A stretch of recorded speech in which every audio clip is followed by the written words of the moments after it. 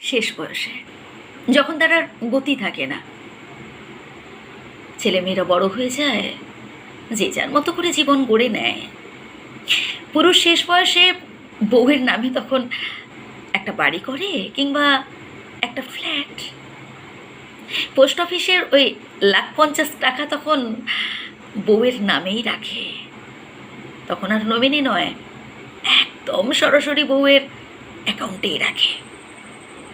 অথচ অথচ যৌবনে এতে ছিল বড্ড ভয়। বউ যদি তার টাকা নিয়ে চলে যায় অন্য কোনো পুরুষের সাথে। আরও একটা ভয় ছিল, মা কি বলবে, বাড়ির লোকজন কি বলবে। অথচ শেষ বয়সে তার সব থেকে বড় বন্ধু হয়ে দাঁড়ায় তার স্ত্রী, প্রধান সম্বল হয়ে দাঁড়ায় তার স্ত্রী।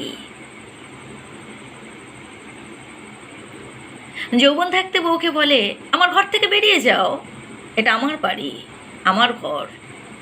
আর বৃদ্ধ বয়সে বলে, তুমি আমাকে ছেড়ে যেও না, তুমি আমাকে ছেড়ে যেও না, তুমি আমাকে ছেড়ে গেলে আমি বাঁচতে পারবো না। কেমন বোকা বোকা কথা, তাই না? এটাই বাস্তব, এটাই বাস্তব অনেক পুরুষের ক্ষেত্রে। বোকা পুরুষ তখন এটা বোঝে না, যৌবনে যার সাথে গভীর প্রণয় হলো না, বৃদ্ধ বয়সে তাকে আটকে কী লাভ? লাভ তো আছেই। বৃদ্ধ পুরুষটির সাথে তার স্ত্রীরও তখন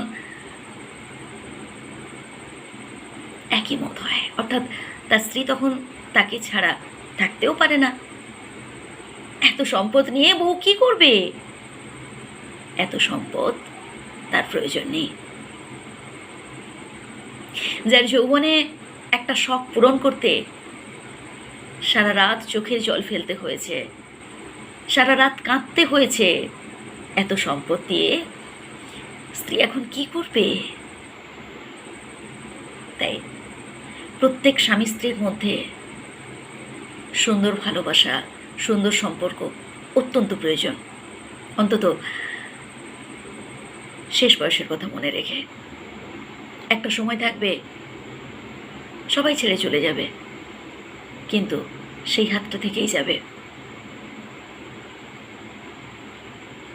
তাই প্রত্যেক স্ত্রীর উচিত তার স্বামীকে খেয়াল রাখা, যত্ন করা, এবং প্রত্যেক স্বামীরও উচিত তার স্ত্রীর প্রতি যত্নবান হওয়া।